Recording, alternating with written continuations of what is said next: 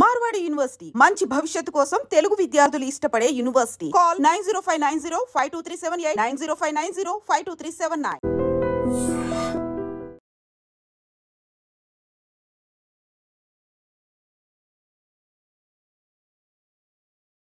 కానీ జైల్లో మంచం ఉండదు కాబట్టి మేము డబ్బులు ఇస్తే హాస్పిటల్కి వెళ్ళి పడుకోవచ్చు మంచం మీద అనేది కొంతమంది అంటుంటారు. వాస్తవం అది తప్పు సార్. ఏదన్నా మంచం ఏమన్నా ఎవరికి మంచం అవసరం? ఓల్డ్ ఏజ్ వాళ్ళకు మంచం అవసరం. ఇప్పుడు ఇంకోటి ఎవరికైనా నడుము బ్యాక్ పెయిన్ ఉన్న వాళ్ళకు మంచం అవసరం.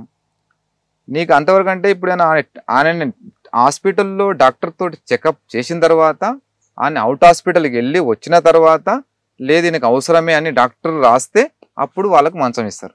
కానీ డబ్బులు ఇస్తే మంచం హాస్పిటల్ పోయి పండుకోవచ్చు అనేది కరెక్ట్ కాదు. అదంతా అబద్ధం. అది బ్యారక్ లో టీవీ పేపర్ రెండు ఉంటాయా? ఉంటాయి. పేపర్ అంటే రోజు అన్ని పేపర్లు వస్తాయి. న్యూస్ పేపర్ రెగ్యులర్ గా బ్యారక్ ఒకటి వచ్చేస్తుంది. బ్యారక్ ఒకటి ఉంటుంది. బ్యారక్ కాదు, 2 బ్యారక్లు ఒక పేపర్ ఉంటుంది. పొద్దు నుంచి 12 గంటలు ఒకరు చూస్తారు, 12 నుంచి మళ్ళీ సాయంత్రం వరకు నైట్ వరకు ఒకరు చూసుకుంటారు. పేపర్ వస్తుంది. పేపర్ కూడా స్కానింగ్ వస్తుందా? సెన్సార్ చేస్తారు కదా సార్. అది కూడా ఏంటంటే కొన్ని ఖైదీలకు ఏ విషయాలు తెలియాలి, బయట నుంచి ఏ విషయాలు తెలియవద్దు అనేది జైలు రూల్. అది ఇప్పుడు కొన్ని విషయాలు ఖైదీలు చూడని విషయాలు ఉంటాయి. ఎందుకంటే బయట సమాజంలో ఉన్న స్వేచ్ఛ మాకు ఉండదు కదా. మేము మొత్తానికి దూరం అయినా కాబట్టి మాకంత అన్నిట్లో మనకు స్వేచ్ఛ ఇవ్వరు. వాళ్ళు కొన్ని కటింగ్ చేసి పంపిస్తారు. అది ఏంది కటింగ్ చేసి కూడా ఇంటికి ఫోన్ చేసి కనుక్కుంటారు వీళ్ళంతా. మనం ఎట్లుంటారు మన సోదరులు ఖైదీలు అంటే ఏందో కటింగ్ వచ్చింది కంటే జైలు మ్యాటర్లు ఏమైనా పడ్డా, జైలు మీద రిపోర్ట్ రాస్తే అది కట్ చేస్తారు. అది కట్ చేసి ఒక రేప్ కేసులోనో ఒక మర్డర్ కేసులో నిందితులు లోపల ఉన్నాడు అనుకోండి, ఆయన గురించి వార్త వస్తుంది. ఆ వార్త మరి ఎలా కట్ చేస్తారు? కానీ మిగతా వాళ్ళకి తెలుస్తుంది కదా. తెలుస్తుంది, కట్ చేస్తారు. ఇప్పుడు జైల్లోకి వచ్చిన తర్వాత చిన్నపిల్లల పట్ల నేరాలు చేసిన వాళ్ళు లేదా భార్యని చంపి వచ్చిన వాళ్ళు ఉంటారు కొంచెం క్రూరంగా. అటువంటి వాళ్ళు రాగానే మిగతా ఖైదీలందరూ వాడిని కొడతారు అన్నది వాస్తవం? లేదు సార్, అట్లాంటి ఏం లేదు. ఒకప్పుడు దుప్పటి కప్పి కొట్టేవాళ్ళు. ఎందుకంటే కొట్టే హక్కు ఎవరికి లేదు సార్. సూపరింటెండెంట్ కూడా లేదు. ఎందుకంటే వాళ్ళు ఫస్ట్ ఆఫీసర్లే వచ్చిన ఖైదీని ఎట్లా చూడాలనేది, వీళ్ళు ఎట్లా జాగ్రత్త చూసుకోవాలి, ఎట్లా పెట్టాలి అనేది వీళ్ళు నిర్ణయిస్తారు. వాళ్ళు వచ్చిన క్రైమ్ ఏంటంటే అతను వచ్చిన క్రైమ్ ఏంది, అరే ఇతన్ని ఈ బ్యారక్లో వేస్తే కొడతారు కాబట్టి సేమ్ కేటగిరీ వీడు ఏ కేసులో వచ్చినా దాంట్లోనే ఆ బ్యారక్లో పంపిద్దాం అనేది ఆఫీసర్ చూసి చేస్తారు. కానీ ఎట్లా హాని జరగనియరు. ఖైదీలకు ఎలాంటి హాని, వేరే ఖైదీ తోటి హాని జరగకుండా చాలా జాగ్రత్త చూసుకుంటారు. కానీ కొంతమంది మాత్రం బాగా శిక్షించడానికి సింగిల్ సెల్ లో పెడతారట కదా. ఇక సహజమే అది. ఇప్పుడు టీచర్ అన్నప్పుడు స్టూడెంట్ కొట్టక తప్పదు, ఇక అది సహజం. కానీ కొట్టడం ఏమి ఉండదు సార్, కాకపోతే పనిష్మెంట్ అదే. ఎందుకంటే ఒక బ్యారక్లో ఖైదీని కొడతాడు. కొడితే ఏంటంటే మరి ఆ ఖైదీ ఇప్పుడు జైలు బయట తప్పు చేసి జైలుకి వచ్చిండు, మరి జైల్లో కూడా కొట్లాడుతుంది, ఎట్లా మార్చాలి అంటే ఒక 1 డేసా 2 డేసా 24 అవర్స్ లాకౌట్ పెడతారు సింగిల్గా. సార్ నా తప్పైంది సార్, ఇంకోసారి గొడవలు చేయండి సార్ అంటే మళ్ళీ క్షమించి వదిలేస్తారు అంటే పెడతారు సింగిల్. అది రూల్స్ అంతే. కుటుంబానికి దూరం ఉంటాం అనే బాధ మినహాయించి మిగతా అన్ని కూడా జైల్లో దొరుకుతాయి. మిగతా ఎట్లా దొరుకుతాయి అన్ని ఇల్లీగల్ అంటే మిగతా ఇన్లీగల్ గానే ఇన్లీగల్ మనకు ఏవైతే ఇచ్చే ఉన్నాయో అవి మాత్రమే దొరుకుతాయి. అంటే అమ్మ తర్వాత జైలే అమ్మ సార్.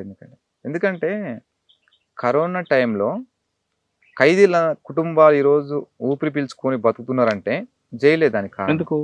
ఎందుకంటే కరోనా టైంలో బయట కూడా అంత ప్రికాషన్ తీసుకోలేదు.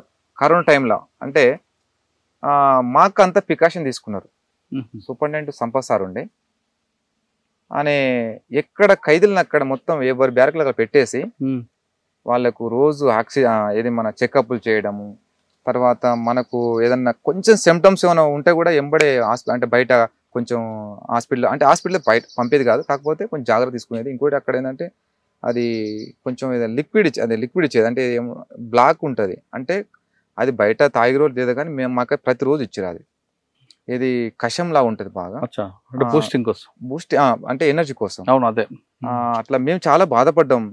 చాలా మంది సూపర్ని కూడా తిట్టుకున్నారు, ఏంది ఇంతకన్నా కఠినంగా మమ్మల్ని అంటే ఉన్నదే జైల్లో మళ్ళీ ఇంకొకటి ఇదొక జైలు లాగా తయారు చేసిన కదా అని చెప్పేసి తిట్టుకున్నారు. కానీ ఆయన తిట్టుకోవడం ఆయన ఏం పట్టించుకోలేదు. కానీ ఆయన అట్లా ఒక అధికారి అట్లా చేయడం వల్ల మేము బతికినాం. మళ్ళీ లేకుంటే కరోనా స్ప్రెడ్ వల్ల మేమంతా అంటే ఎక్కువ మంది ఉంటాం కాబట్టి ఎక్కువ స్ప్రెడ్ అవుద్ది ఖైదీలు. అట్లా కాకుండా ఏ బ్యారక్ ఆ బ్యారక్ సపరేట్ పెట్టేసి ఫుడ్ కూడా ఆడికే వచ్చేది. కానీ నేను చాలా బాధపడ్డా. కరోనా మీరు ఉన్న టైంలో ఎవరైనా బయట మన నేరం చేయాలని కుట్ర పంతున్న విషయం ఎప్పుడైనా గమనించారా? గమనించి ఆఫీసర్కి చెప్పడం జరిగిందా? సార్ మా ముందైతే అట్లాంటి ఏం జరగలేదు, కాకపోతే అట్లాంటిది ఏం జరగలేదు సార్. ఫైనల్గా చెప్పండి, ఒకసారి మనం వెనక్కి వెళ్దాం. ఆంధ్ర బోర్డర్లో జరిగిన సంఘటన అవును. మీరు ఏ విధంగా చూస్తారు? ఇకపై జరగకుండా ఉండాలంటే ఏం చేయాలి? జరగకూడదు అనేది నేను ఖచ్చితంగా చెప్తా. ఇప్పుడున్న సమాజంలో పార్టీ అంటే ఇప్పుడున్న సమాజంలో పార్టీతోటి ప్రజలకు అవసరం ఉంది. కానీ ప్రజలకు దూరం ఉండి చనిపోకుండా బయటకు వచ్చి బుల్లెట్ కాకుండా బ్యాలెట్ ద్వారా కొట్లాడితే బాగుంటుంది అనేది నేను చెప్పాల్సుకున్నాను. ఎందుకంటే పోతున్నారు, త్యాగాలు చేస్తున్నారు, మళ్ళీ ఏ ప్రజల కోసం అయితే పోయినామో ఆ ప్రజల్ని ఇన్ఫార్మర్లను చంపడము, అది నాకు చాలా బాధ అనిపిస్తుంది. కానీ ఇప్పుడున్న జనరేషన్లో ఇప్పుడున్న వ్యవస్థలో ఆ మార్గం వదిలిపెట్టి ప్రజలకు వచ్చి చేయాల్సింది చేస్తే బాగుంటుంది. ఇక్కడ ప్రజలకు చాలా అవసరం ఉంది వాళ్ళతోటి కూడా. అయితే ఒక విషయం ఏంటంటే, నేను తీన్మార్ మల్లన్న మావోయిస్టులకు రిక్వెస్ట్ చేసిండు, నేను కూడా దానికి సంతోషిస్తున్నా. అంటే అన్నలు మీతోని ప్రజలకు చాలా అవసరం ఉంది, మీరందరూ కూడా బుల్లెట్ బాట వదిలిపెట్టి బ్యాలెట్ బాటకు రండి అన్నాడు. బాగుంది.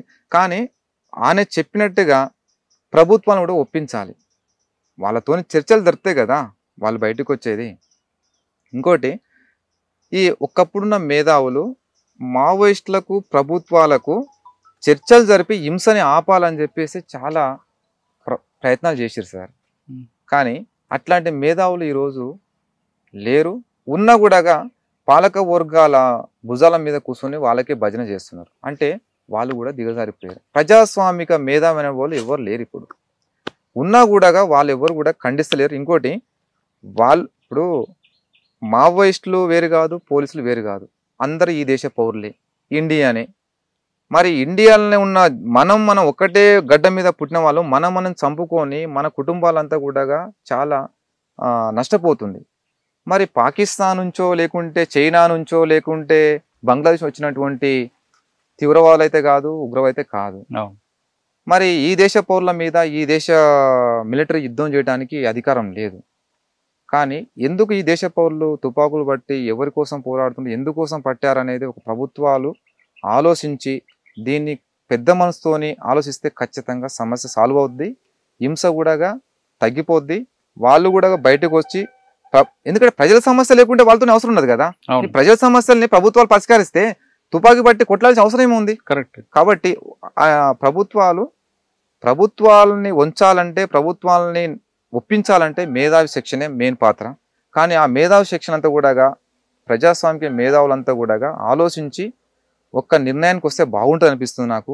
ఛత్తీస్గఢ్లో కానీ ఇంకా వేరే వేరే రాష్ట్రాల్లో కూడా వందల మంది ఆదివాసీలు కుప్పలు రాలిపోతున్నారు సార్. అంతా ఆ రక్తం అంతా ఈ దేశ ప్రజలదే కదా, చంపేది ఈ దేశ ప్రజలు చంపుతారు. మరి అంటే మన కంట్లో మనమే ఏళ్ళు పడుచు చనిపోతే ఎవరికి నష్టం?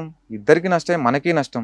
కాబట్టి అది ఏ సమస్య మీద అయితే ఉద్యమాలు, ఏ సమస్య పోరాటాలు జరుగుతున్నాయో దాని మీద ఖచ్చితంగా సార్ కేంద్ర ప్రభుత్వాలు, రాష్ట్ర ప్రభుత్వాలు ఆలోచించి వాళ్ళని సమస్యని పరిష్కరిస్తే, ఏదైతే వాళ్ళు దేనికోసం అయితే పోరాడుతున్నారో ఆ సమస్య పరిష్కరిస్తే బాగుంటుందనేది నేను ప్రభుత్వాలకు, పోలీసు యంత్రాంగాన్ని చెప్పదలుచుకున్నా. ఇంకోటి, ప్రభుత్వాలు కూడా చాలా తప్పు నిర్ణయాలు తీసుకుంటున్నారు. మావోయిస్టులు చర్చలు అన్నప్పుడు మావోయిస్టుల నోటి నుంచే చర్చలని వస్తుంది. మరి చర్చలు అన్నప్పుడు ప్రభుత్వాలు ఏం చేయాలి? సరే రండి, మీ సమస్య ఏదైతే ఉందో చెప్పండి, దాని మీద మనం కూడా కూర్చొని మాట్లాడుకొని పరిష్కరించుకుందామని చెప్పాలి. కానీ చర్చలని వాళ్ళంటే సరే అంటుంది, వాళ్ళు ఎన్కౌంటర్ చేస్తుంది. ఎగ్జాంపుల్గా మల్లోజుల కోటేశ్వరాలు కిషన్జీ తను పశ్చిమ బెంగాల్ ప్రభుత్వం అధికారం రాకముందు, మమతా బెనర్జీ అధికారం రాకముందు ఏమన్నది, మావోయిస్టులతోటి నేను చర్చలు జరుపుతున్నది.